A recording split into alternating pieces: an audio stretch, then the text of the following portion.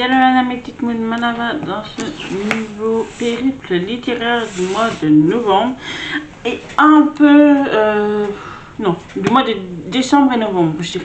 Voilà. Je le commence ce périple littéraire, on est le 15 si je ne me trompe pas, oui, on est le 15, il est minuit 12, donc d'ici là je pense que j'aurai d'autres livres à rajouter et ainsi de suite. Je pense que c'est comme ça que je ferai les périples littéraires.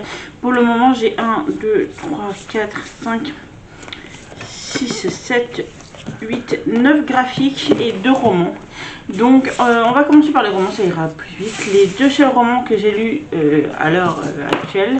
Le premier c'est le livre des rêves interdits de David Farr, publié chez Michel Lafon. Vous allez suivre un frère et une sœur qui vont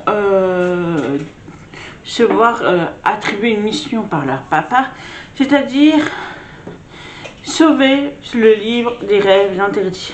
Vous êtes dans un univers où le monde est gouverné par la Krasny plutôt, est gouverné par un dictateur qui s'appelle Charles Maltache, un truc comme ça, et qui veut absolument ce livre pour une bonne raison. Ce livre va donc, comment dire, créer une rébellion, des mises en danger d'enfants, des arrestations absolument sans intérêt et surtout sans raison. Et tout le long, on va suivre ces deux enfants qui vont protéger ce livre au péril de leur vie, sachant qu'il y en a une qui a 12 ans et l'autre qui doit avoir dans les 14-15 ans, je crois. Et en fait, j'ai adoré, je suis absolument fan. C'est un roman jeunesse mais avec un univers très très dense et je vous conseille 1 milliard de % ces romans-là. Enfin, ce roman-là, je dirais. C'est le premier livre que j'ai lu de David Farr. Est-ce qu'il en a sorti d'autres? J'en sais rien du tout. Je vais vous dire ça tout de suite. Ah oui, il en a sorti d'autres, mais qui n'ont pas été apparemment traduits. Donc voilà, c'est le premier traduit en français. Mais je suis absolument fan. Et puis il y a des... En fait... il y a des doubles pages comme ça, mais il y a aussi tous les rêves. Attendez, je vais vous montrer si j'ai un rêve quelque part qui apparaît. C'est super joli en plus. Voilà. À chaque fois, vous avez un rêve du livre. C'est super beau, sachant que l'histoire de ce livre qui est devenu un danger public, au final, au début, c'était très très beau comme intention, je dirais. Donc voilà, je vous conseille vraiment beaucoup si vous aimez les histoires jeunesse, denses et qui tournent autour du livre, hein, parce que si vous aimez juste lire pour lire, mais pas vraiment être un lecteur compulsif ou autre, je suis pas sûre que ça vous plaise, mais bon. Après, voilà, c'est voilà. Et ensuite, j'ai lu, avant j'avais lu Les Jumeaux Croche-Mort, le tome 1 de Cassandra O'Donnell, publié chez Flammarion Jeunesse. Je l'ai depuis sa sortie et, comment dire, je suis fan. Franchement, je sais pas pourquoi j'ai attendu aussi longtemps pour le lire, mais je suis littéralement fan de ce roman. Je n'ai jamais lu de cette autrice. Je sais qu'elle a écrit beaucoup d'autres livres, mais c'est mon premier de l'auteur. Donc c'est mon premier de l'auteur et j'ai adoré, mais j'ai surkiffé l'histoire. Par contre, il y a un truc qui me dérange personnellement, moi, c'est que dans l'histoire, vous avez un frère et une sœur, donc des jumeaux, qui viennent de perdre leur mère et qui sont en famille d'accueil. Lors de leur passage en famille d'accueil, on leur annonce qu'ils ont un grand-père et une grand-mère qui les rappellent au manoir. Vous savez pas pourquoi. Franchement, vous savez pas pourquoi dès le début. Eux aussi se disent mais bon, super, je les ai jamais connus ces grands-parents, donc pourquoi maintenant? Il y a bien sûr une bonne raison, mais quand ils arrivent là-bas, ils comprennent bien que le frère est très bienvenu et est adoré, et autant la sœur, elle est la paria de la ville entière. C'est même pas de l'école ou de ses grands-parents, mais c'est la paria de la ville entière. Et tout le monde le sait, même le lecteur, mais personne ne veut lui dire quelque chose. Pourquoi? Tout le monde la déteste. Et je comprends pas, en fait, puisque elle le voit bien que tout le monde la déteste. Ça sert à rien de nier, elle le voit bien. Donc pourquoi on ne lui dit pas pourquoi elle est la paria, en fait, tout simplement. C'est ça qui m'a gêné un peu. Après, l'histoire en elle-même, elle est géniale. C'est du jeunesse, hein, on va pas se le mentir. Mais en tant qu'adulte, c'est pas gênant du tout. Vous avez un univers très approfondi. J'avoue, j'ai acheté le 2 et le 3 qui sont arrivés en début du mois de décembre. Voilà, mais il n'y a pas de... Vous voyez, ce point-là, j'aimerais bien que j'ai avoir la réponse dans le 2 et le 3. Mais j'ai adoré. Sincèrement, j'ai adoré cette histoire. C'est lu comme des petits pains. Normalement, j'étais censée le lire en mois de novembre du 1er au 31 avec mon mari. Le seul souci, c'est que lui n'est pas un très grand lecteur et même en audio, il ne l'a pas lu. Il est toujours arrêté au palier du 7e chapitre. T'es pas allé plus loin que le 7e chapitre?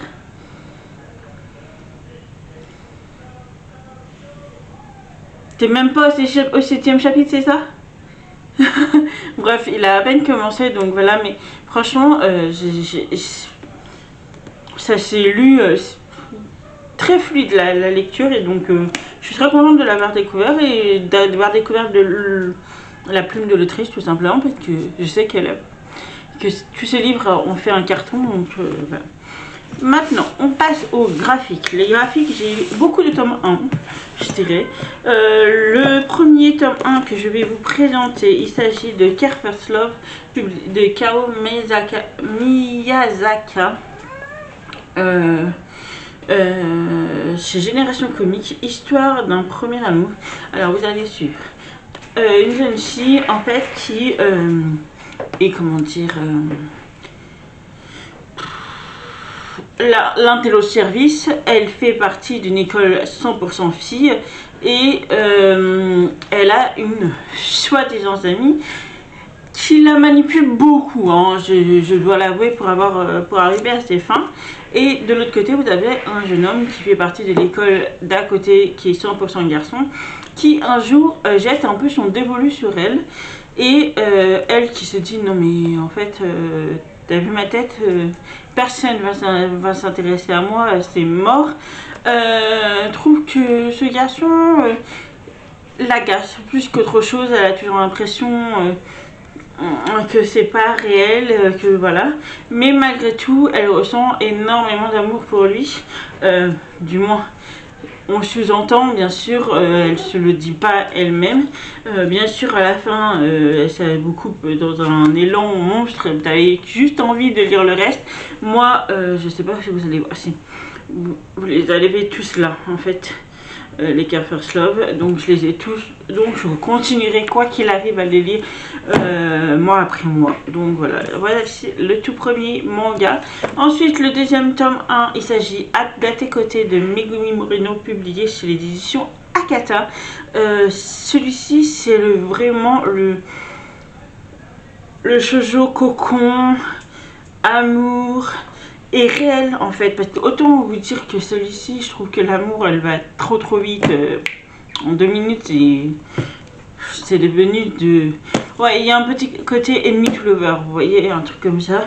Là, vous avez en fait une jeune fille qui a pas eu trop l'occasion depuis toujours de fréquenter les garçons, qui a focus sa vie, tout le long de sa vie, sur ses études. Et quand le beau gosse de l'école, de la classe d'à côté, vient lui dire oui, je t'aime, elle est là, elle fait super, c'est gentil, mais moi non, voilà. Et surtout, elle ne sait pas ce que c'est d'aimer d'autres personnes que ses proches, donc pour elle c'est gentil, mais sans plus. Sauf que lui, il lâche pas l'affaire, il veut vraiment qu'elle sache qu'il l'aime, qu'il sera toujours là et tout ça. Et puis elle est très pragmatique, tu vous voyez. Spoiler, au d'un moment, il lui demande, il lui dit j'aimerais bien te connaître, donc j'aimerais bien savoir ce que tu aimes et tout ça. Par exemple, et il lui donne un exemple, par exemple, préfères-tu les cheveux courts ou cheveux longs? Et elle capte pas en fait ce qu'il insinue, donc elle lui répond aussi pragmatique qu'elle est, ben écoute, les cheveux courts parce que c'est facile à laver. Je crois pas qu'il attendait ça en fait quand il lui demandait, donc il y a plein de petites choses comme ça où elle est très pragmatique, très droite, elle répond comme elle devrait répondre. Et puis petit à petit, comment dire, la conversation, de la relation en fait, ils s'apprennent tous les deux. Elle apprend à comprendre ce qu'elle ressent, ses sentiments, ses émotions autres que les sentiments. C'est très très beau parce que ça a quand même des étapes, ça se fait pas comme ça. Il y a des étapes à passer et je suis vraiment trop fan. Et en plus la couverture elle est trop cute. Franchement, elle est toute douce. Vous avez trop envie. Bref, j'ai trop aimé. Ensuite, le troisième tome, il s'agit de Tokyo Mew Mew. Tokyo Mew Mew de Reiko Yoshida, publié chez Pika Édition. Je pense que si vous êtes dans les mangas shoujo depuis très très très longtemps, c'était longtemps que moi, au moins, vous le connaissez. Ça fait partie des vieux manga, je suis même pas sûre qu'ils existent encore tout ça. Je crois qu'ils existent encore à la vente en volume, je crois, mais je suis pas sûre. Et voilà, moi je les ai encore, vous les voyez pas derrière, mais je pense pas que vous les verrez.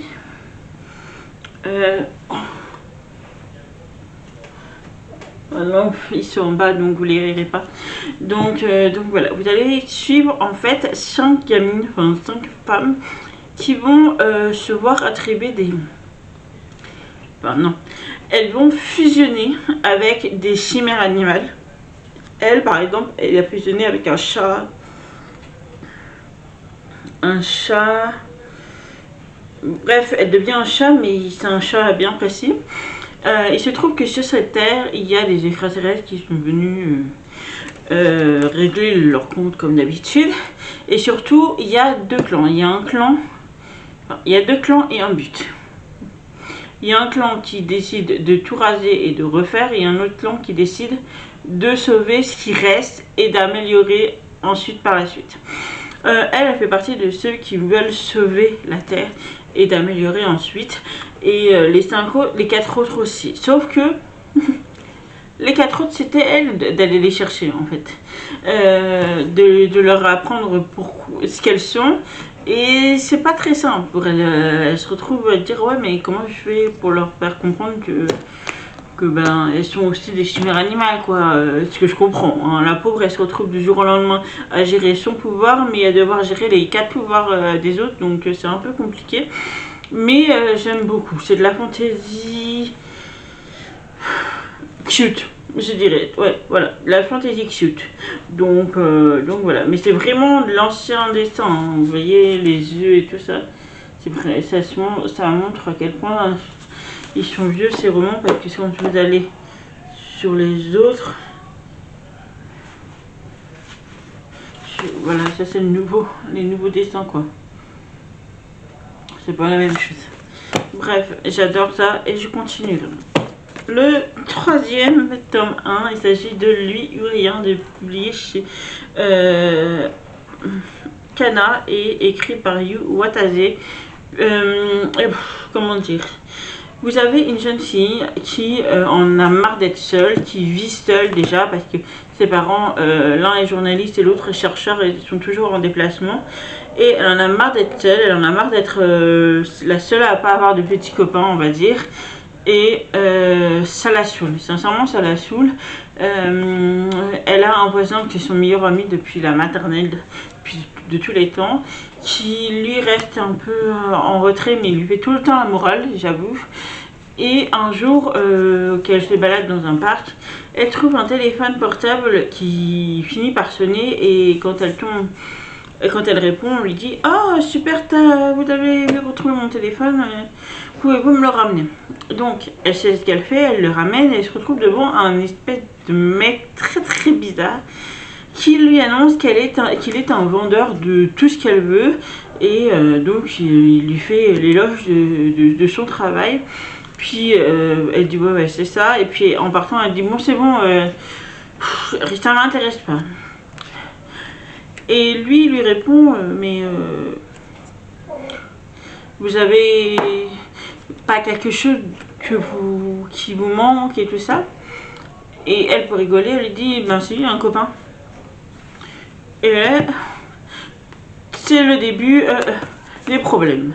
Elle va aller sur un site pour commander une espèce de poupée gonflable qui est plus vraie que nature, et qui va être son petit copain pendant 3 jours. Mais très bizarre, puisqu'elle a mis toutes les options possibles, donc il réagit vraiment aux options qu'elle a choisies, sauf qu'elle l'a fait sans réfléchir. Bref, ça va être vraiment, sa vie va être basculée et va devenir un vrai bordel, mais c'est drôle, franchement c'est bourré d'humour, même si le côté roman c'est vraiment chelou. C'est bourré d'humour, sincèrement c'est bourré d'humour, et je vous conseille si vous voulez rigoler tout en ayant une petite romance. Prochain tome, il s'agit de Romantic Love Story de Kao Miyazaki, publié chez Manga Génération. Et là, c'est comme un peu... voilà, c'est le même auteur. C'est comme Care First Love, en fait, vous allez avoir une jeune fille et un jeune homme. En revanche, ces deux-là ont exactement le même nom de famille, pas le même prénom, et l'un des deux a une réputation de voyou, en fait, au sein de la ville, et surtout, il a la réputation de s'être fait virer 3 ou 4 fois des écoles. Donc, quand le prof dit Kaji et qu'elle se lève, tout le monde dit ben... c'était pas un homme qui était censé avoir ce nom et tout ça. Donc elle se retrouve en fait dans la même classe avec les deux Kaji. Elle se rend bien compte que elle a rien à voir avec ça, mais lui en fait il va tout le temps chercher la petite bête, va se moquer d'elle pour le moindre petit truc et tout ça, et elle, ça la blesse, parce qu'en fait elle est tellement focus sur ses études que les garçons ça l'intéresse pas, et ça la blesse en fait. Elle est introvertie et tout ça, et même quand il veut être sérieux, et elle le croit pas du tout. Donc voilà, j'ai hâte de lire la suite. Après, j'ai toujours préféré Care First Love à Romantic Love Story, mais bon, j'ai aussi tous les mangas, donc je pourrais les lire quoi qu'il arrive. Dernier manga, tome 1, il s'agit de Le Château solitaire dans le miroir de Tomo Taketomi, mais de l'œuvre originale de Mizuki Tsujimura, publié chez Nobinomi. Ici, vous allez avoir c'est un manga que je ne mettrai pas dans les mains de tout le monde. C'est une histoire où vous allez faire connaissance de 5 enfants qui vont se retrouver dans un château derrière leur miroir. C'est-à-dire que quand ils rentrent dans leur miroir, ils se retrouvent dans ce château. Dans ce château, ils vont faire la connaissance d'une petite fille avec un masque de loup qui s'appelle Mademoiselle Loup, et qui leur dit: le château est à vous, vous pouvez y être comme vous voulez. Une seule règle, c'est qu'à 17 h vous devez partir. Et en plus, vous devez chercher, si vous voulez, vous pouvez aller chercher une clé qui vous donnera le droit de faire un vœu à la fin. Pour ça, ils ont jusqu'au 30 mars, jusqu'à la fin de la scolarité. Et donc, du coup, va s'enchaîner les petites histoires, c'est-à-dire qu'ils vont y aller, mais pour s'amuser et tout ça, tout ce qu'ils veulent. En gros, ce qu'ils veulent, c'est que ça reste jusqu'à la fin. Et à la fin, le premier qui aura la clé, ben, il fera son vœu. Mais tout ce qu'ils veulent, c'est avoir l'ouverture jusqu'à la fin, en fait. Il ne faut pas que ça se ferme avant le 30.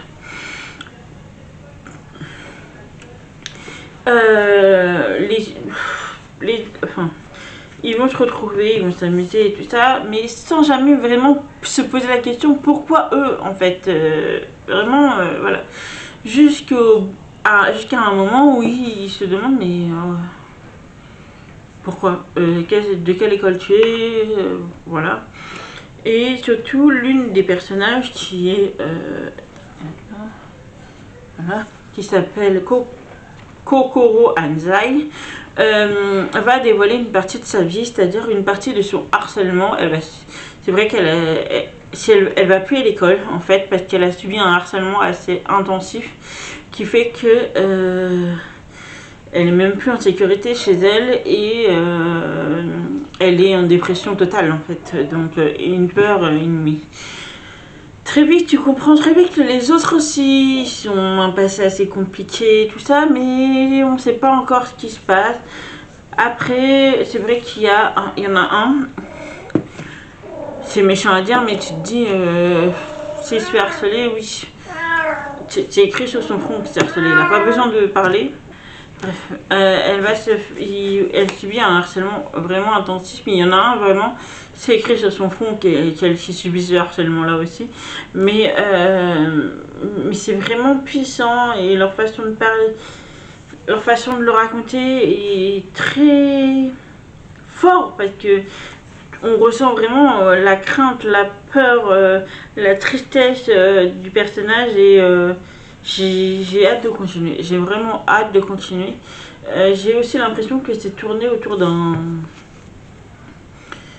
chef-d'œuvre de l'enfance, d'une histoire qu'on lit en enfant, comme on pourrait lire Le Petit Chaperon Rouge ou voilà. Donc j'ai hâte de voir. Ensuite, tome 2. Le premier, il s'agit de Marmalade Boy, publié chez Glénat et écrit par Wataru Yoshiyumi. Je suis toujours aussi fan. Là, on va quand même avancer dans l'histoire un peu plus. Dans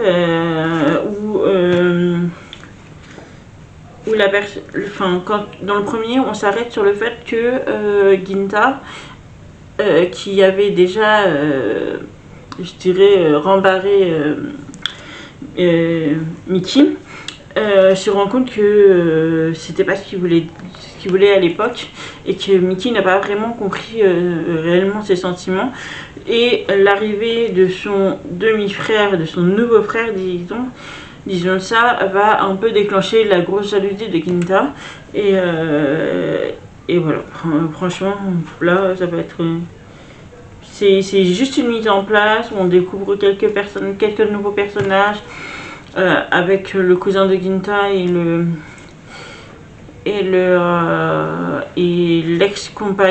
l'ex-petite amie de Yu.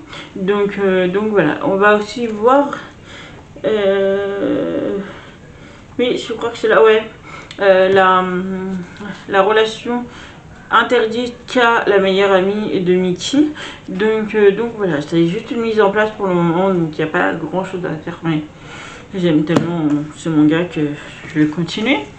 Et aussitôt arrivé, aussitôt lu, il s'agit de Instinct de Inostag, Charles Campagne et Basile Monod, publié chez Michel Lafon, après la mort de son père, à qui, comment dire, en veut à tout le monde, déteste tout le monde et veut tout casser. Son seul but, c'est de rejoindre son père dans la mort, mais avant tout de se venger, je dirais, de ceux qui ont tué son papa. Mais il va aussi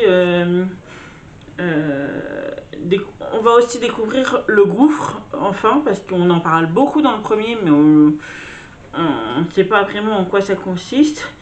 On va découvrir que quand même Aki a un cœur de fou et ne comprend pas l'injustice qu'il y a malgré tout dans cette partie du monde, je dirais. Et j'ai beaucoup aimé. Je vais vous lire la 4e de couverture quand même. 3 mois après la mort de son père et l'arrêt brutal de son propre cœur, Aki s'affaiblit. Cette maladie, le noctus, s'étend en lui un peu plus chaque jour. Dehors, Agartha garde un visage parfait, trop parfait. Aki doit choisir, être spectateur et laisser la maladie l'emporter, ou risquer le peu de vie qui lui reste pour découvrir les vérités qu'Agatha refuse de montrer. Franchement, ce que j'aime bien, c'est que, pour moi, c'est une rétrospective du Covid, mais surtout, ça montre à quel point, pour être soigné, il faut avoir de l'argent, sinon, autant crever, parce que, en fait, dans le gouffre, on comprend très vite que ce sont des esclaves et qu'ils utilisent malgré tout leur pouvoir, mais que leur pouvoir, le problème c'est qu'à chaque fois qu'ils utilisent leur pouvoir, le noctus s'intensifie, donc ils meurent en étant esclavage de ceux qui sont dans la Qatar, quoi. Mais j'ai hâte de lire la suite, franchement j'ai hâte de lire la suite parce que c'est frustrant. Il vous laisse, mais il vous coupe, mais dans un élan. Mais en plus, vous voyez, là, vous avez la fin comme ça. Et puis juste derrière, rendez-vous au 3e tome. En plus, il vous le dit, vous voyez, je déteste ça, ce genre de choses. Les pubs sans retour, je hais ça. Donc j'ai vraiment hâte que le 3 sorte. Je sais même pas quand est-ce qu'il sort. Je vous mets en barre d'infos si j'ai la date du 3e. Mais j'ai trop hâte de lire le 3. Vraiment parce que il y a la maladie, du racisme, de l'esclavage, des secrets, des mensonges, des ambitions. Parce que quand même, la meuf dedans, elle a quand même une ambition assez importante. Donc voilà, et puis bizarrement j'aime beaucoup les dessins parce que c'est pas du tout mon style en règle générale, mais là j'aime beaucoup les dessins, donc voilà. Et le dernier graphique, il s'agit de Le jour où il a suivi sa valise de Becca, Marco et Maëla, publié chez Bambou. C'est mon préféré, c'est mon préf de la saga. On va suivre un jeune homme qui s'appelle Clément et qui a une compagne qui est complètement dans la spiritualité sectaire, des pierres, des machins et tout ça. Et lui, qui sait pas trop encore ce qu'il veut faire de sa vie, mais pourquoi pas, si elle part à Bali, pourquoi pas la suivre, quoi. Sauf que quand ils vont arriver à Bali, il va y avoir un petit contretemps qui fait que il va être séparé du groupe et va avoir une autre vision de Bali, puisqu'il va les rejoindre par ses propres moyens 3 ou 4 jours après. Et il va apprendre de lui-même, apprendre le monde qui l'entoure. Et j'ai trouvé cette BD absolument magnifique parce que vous avez 2 visions. Vous avez la vision du touriste et la vision du local. Et c'est vraiment chouette, franchement, c'est vraiment chouette. Et j'avoue, sa compagne m'énerve. Elle m'énerve, j'avais qu'une envie, c'est de la baffer. J'ai du mal à comprendre, oui, surtout, je veux dire, ok, t'es dans ce délire-là, comme on me dit souvent, ok. Mais en fait, si ton mari ne veut pas rentrer dans le même délire, pourquoi tu veux absolument... Enfin, je comprends pas, et surtout qu'après, elle fait appel à son gourou, entre guillemets, et pour que son mari lui dise enfin oui, bien sûr, je veux rentrer avec toi. Non, en fait, s'il veut pas, lâche-le, en fait. Donc c'est mon préféré, et vous pouvez la lire même si vous n'avez pas lu le 1, le 2, le 3, il n'y a aucun souci. Mais elle est trop belle, elle est au prix de 22 € et quelques, je crois, un truc comme ça, la BD. Moi, j'ai demandé à Noël auprès de mes parents la dernière, et le dernier livre de Melissa d'Acosta, Fauve. Donc on verra si j'ai les deux ou si j'ai l'un ou l'autre. Donc voilà pour cette première partie de périple littéraire. Et je vous reviens, quoi qu'il arrive, sûrement à la fin. Peut-être que je reste chez ma soeur, en fait, quand je me tournerai la fin. Mais peut-être que j'en tournerai encore une partie, je pense, avant de partir. Donc nous, on part le 29 et on revient le 2. Donc je serai sûrement chez ma soeur pour terminer cette vidéo. Mais en tout cas, moi aussi, je lis quand même pas mal, je trouve. Voilà, je vais continuer parce que, en fait, moi, j'ai commencé quand même ce livre-là dont je vous parlerai plus tard. Voilà. Je vous laisse là et je vous reviens dès que j'ai d'autres livres à vous présenter avec mon avis et tout le tralala pour ce périple littéraire. Heureux, mes petites c'est la Ina du montage qui vous parle. Parce que je viens de monter ma vidéo périple littéraire, du moins ce que j'avais déjà commencé à tourner, et je suis déjà à 30 minutes 49. Donc autant vous dire que je vais faire un périple littéraire en plusieurs parties, en 2, j'espère, maximum. Mais voilà, je termine cette partie-là avec moi après le montage.